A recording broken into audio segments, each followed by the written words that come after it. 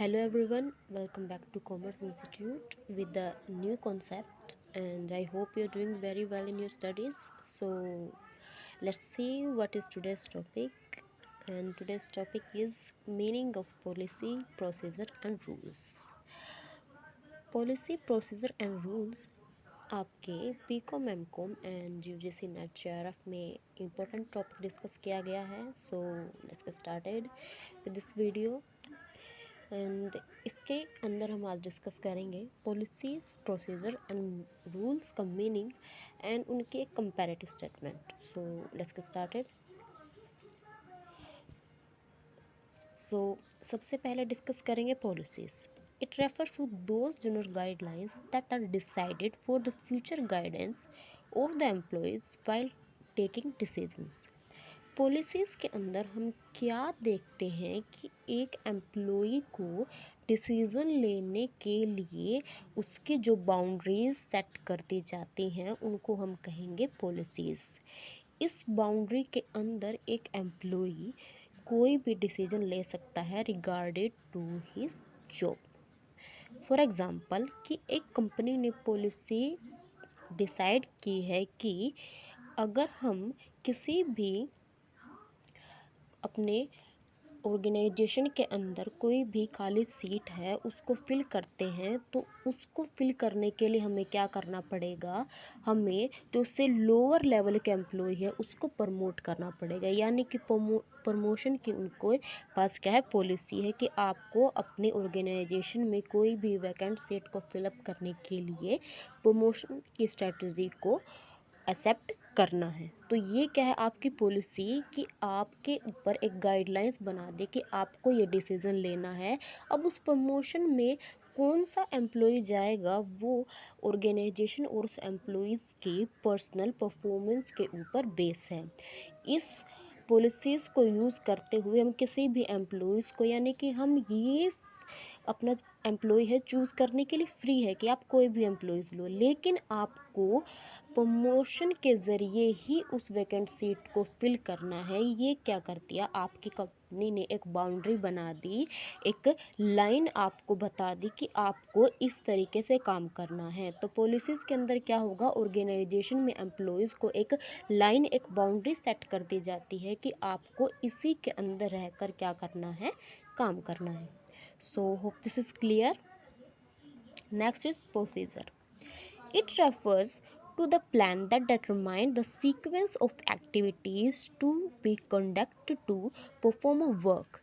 यानी कि प्रोसीजर के अंदर हम क्या करते हैं, कोई भी काम करने के लिए उसके जो छोटे छोटे एक्टिविटीज़ हैं उनका सीक्वेंस बनाते हैं, उसको हम क्या कहते हैं, प्रोसीजर, या इसको प्रोसेस भी कह सकते हैं.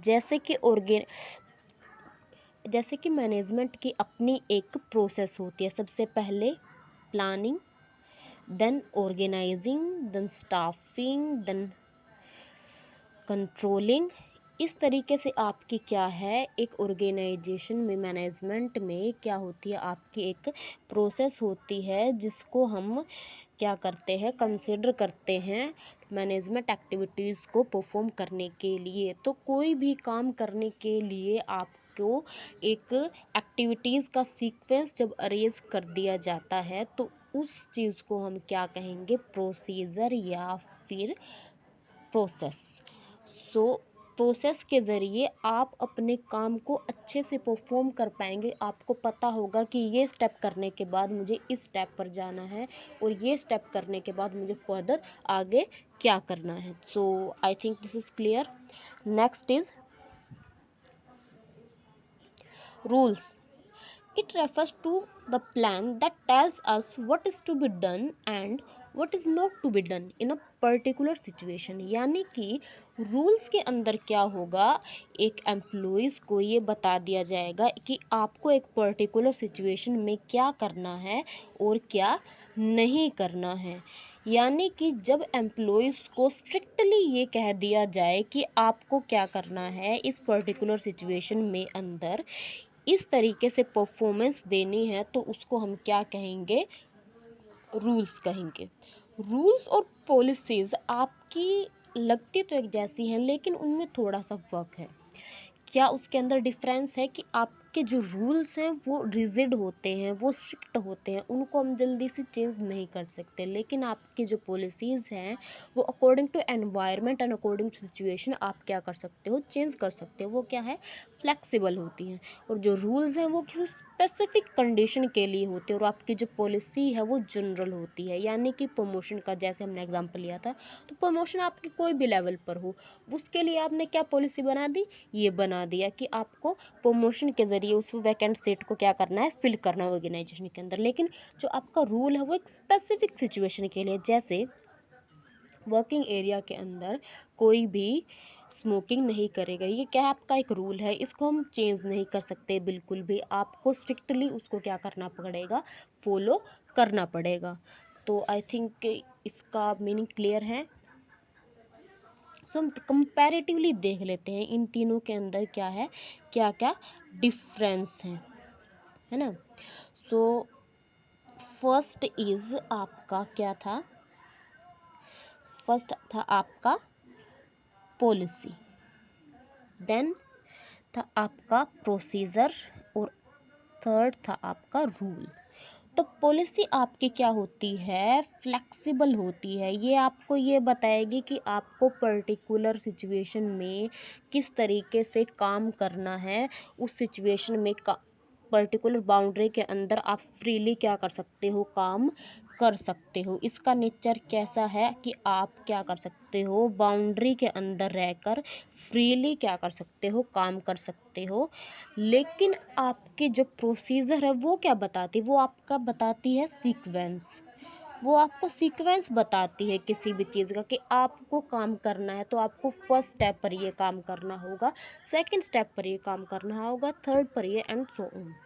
ये आपका क्या बताता है, प्रोसीजर बताता है। और ये भी स्ट्रिक्ट होता है, आपको स्ट्रिक्टली इसको फॉलो करना पड़ेगा, क्योंकि अगर आप एक स्टेप को छोड़ देते हैं तो नेक्स्ट स्टेप आपको परफॉर्म करना है मे बी हार्ड हो या फिर इम्पॉसिबल हो जाए। So next is rule.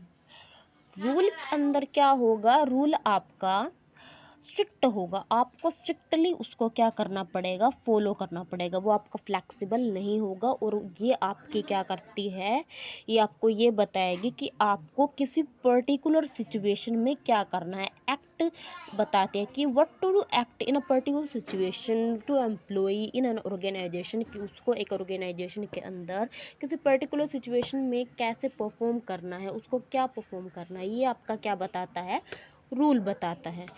So this is meaning. And थोड़ा सा कंपैरेटिवली इन तीनों का क्या था, एक हमने एनालिसिस किया था कि प्रोसीजर, पॉलिसी एंड रूल्स के अंदर आपका क्या क्या मीनिंग है, और ये तीनों एक दूसरे से किस तरीके से अलग है।